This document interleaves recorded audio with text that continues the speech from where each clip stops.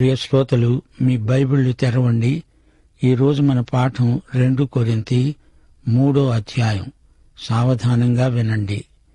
పౌలు కొరింథు సంఘానికి రాస్తున్నాడు. అంటున్నాడు, మమ్మను మేమే తిరిగి మెప్పించుకొన మొదలు పెడుతున్నామా?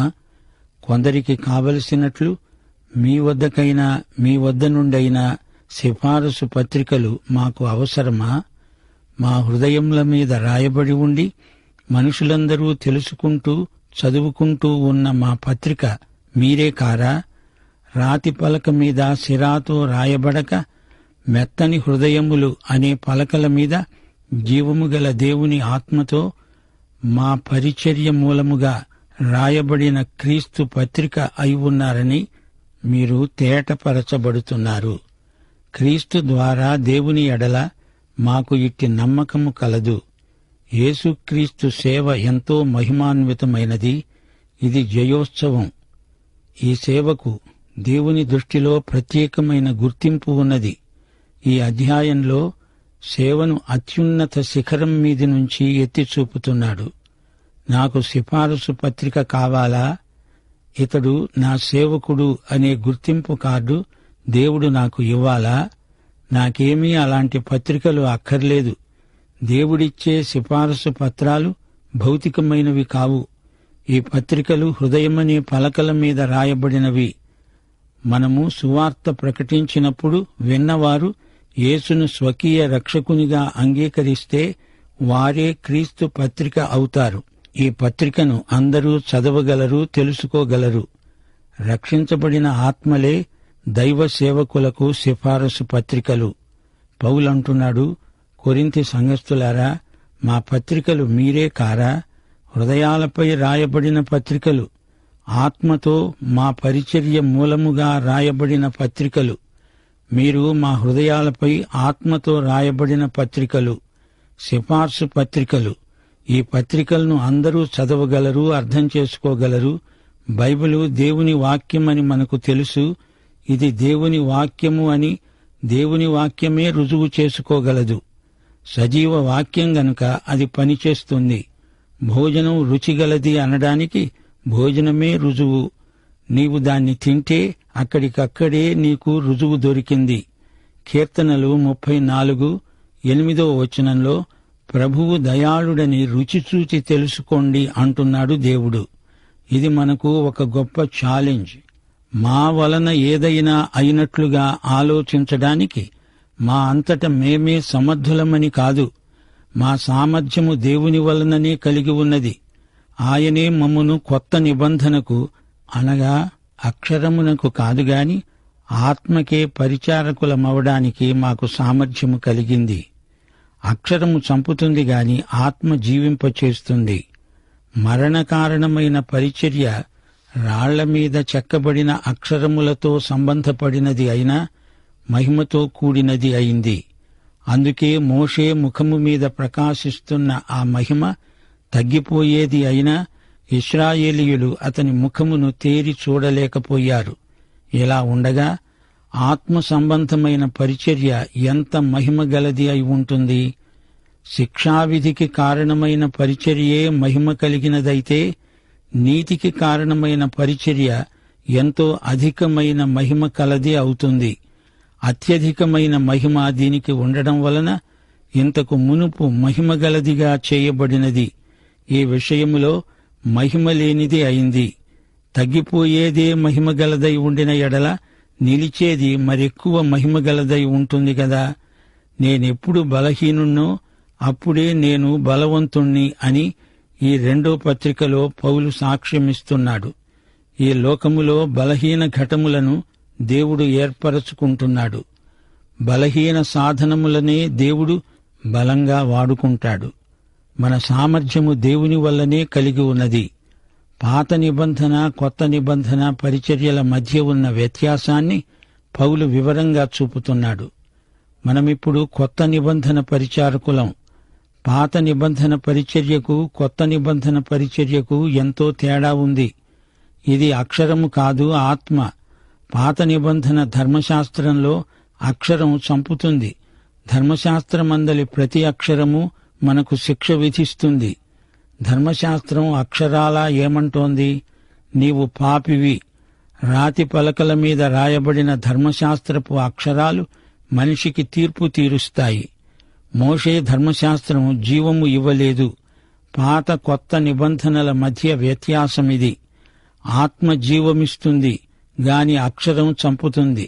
ధర్మశాస్త్రము ద్వారా రక్షించబడిన వారెవరూ లేరు, ఒక్కడూ లేడు. ధర్మశాస్త్రం మోషే ద్వారా వచ్చింది అయినా మోషే కూడా ధర్మశాస్త్రం ద్వారా రక్షించబడలేదు. ధర్మశాస్త్రము ఎవరినీ రక్షించజాలదు. మోషే ఒకసారి హత్య చేశాడు. దావీదు దేవుని హృదయానుసారి అయినా ధర్మశాస్త్రాన్ని మీరాడు. పాత నిబంధన అనగా ధర్మశాస్త్రము మరణార్థమైనది.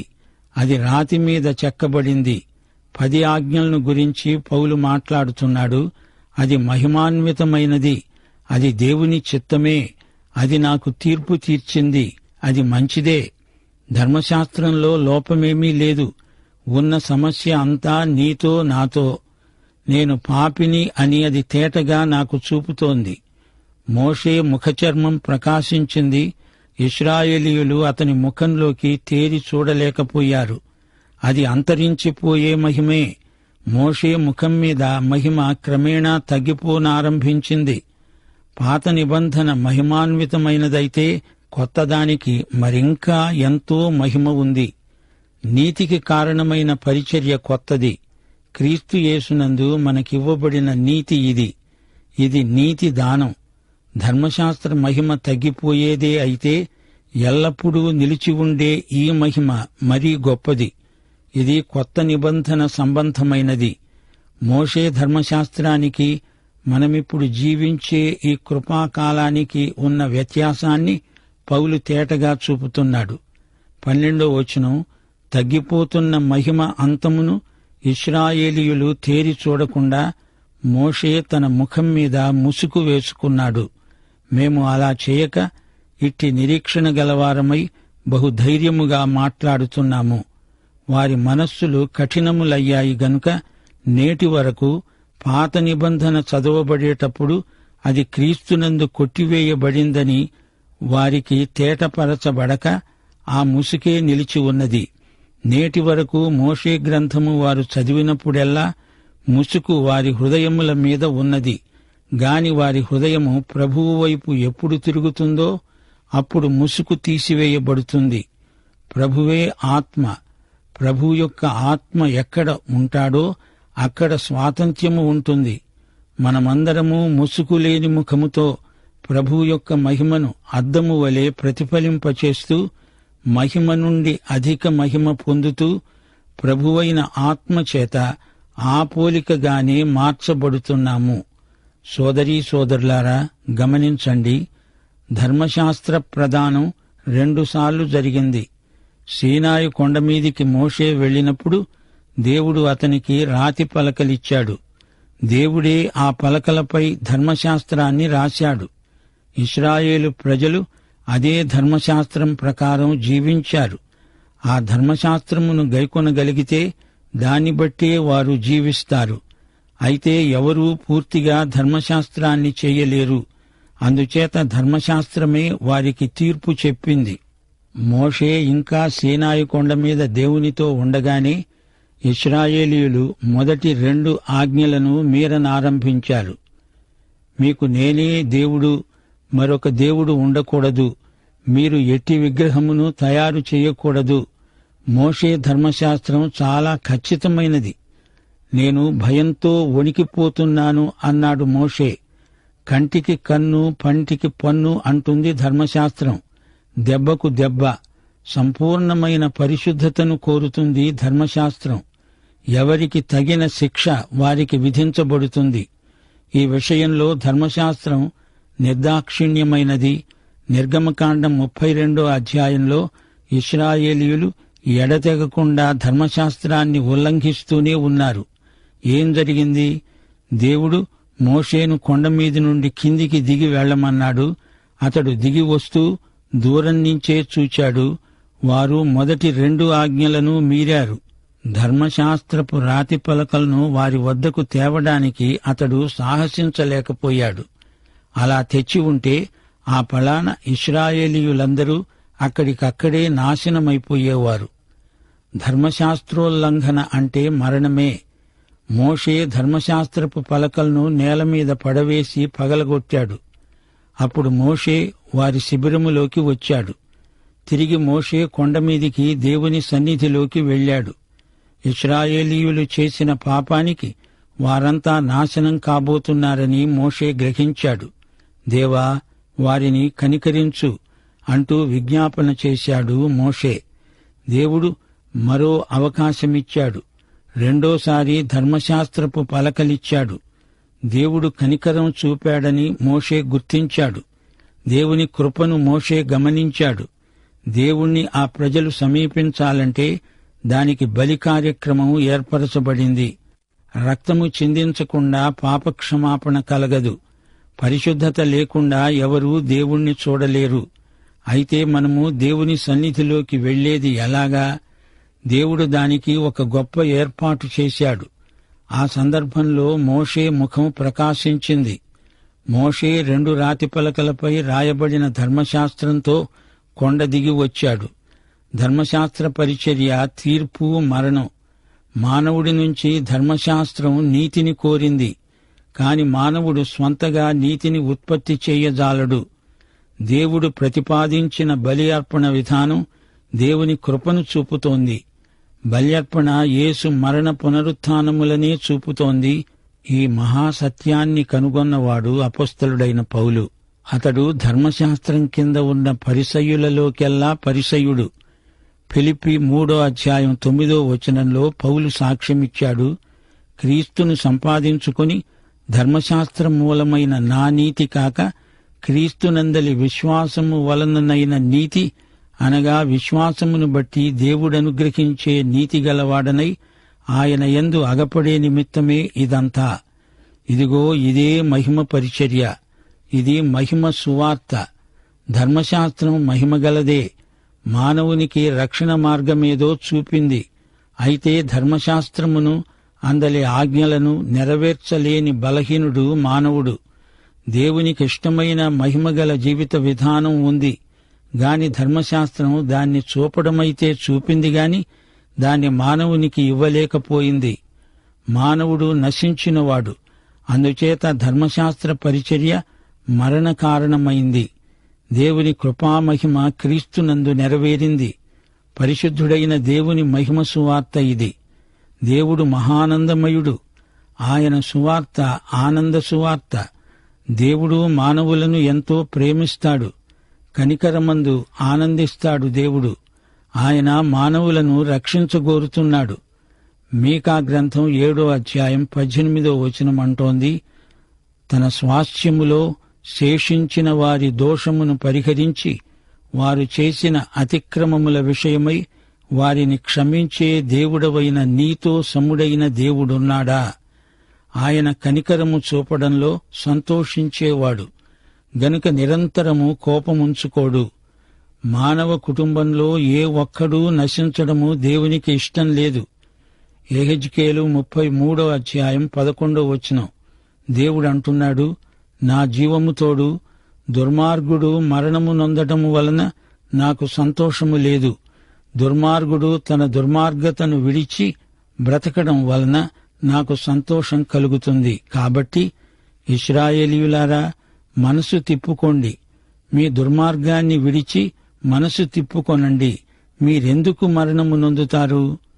దేవుడు మనుషులను రక్షించగోరుతున్నాడు. రక్షించడం అంటే దేవునికి ఎంతో ఆనందం. మన దేవుడు మహానందమయుడు. మోషే రెండోసారి కొండ దిగి వచ్చినప్పుడు అతని హృదయం ఆనందంతో నిండిపోయింది. అతని ముఖం ప్రకాశించింది.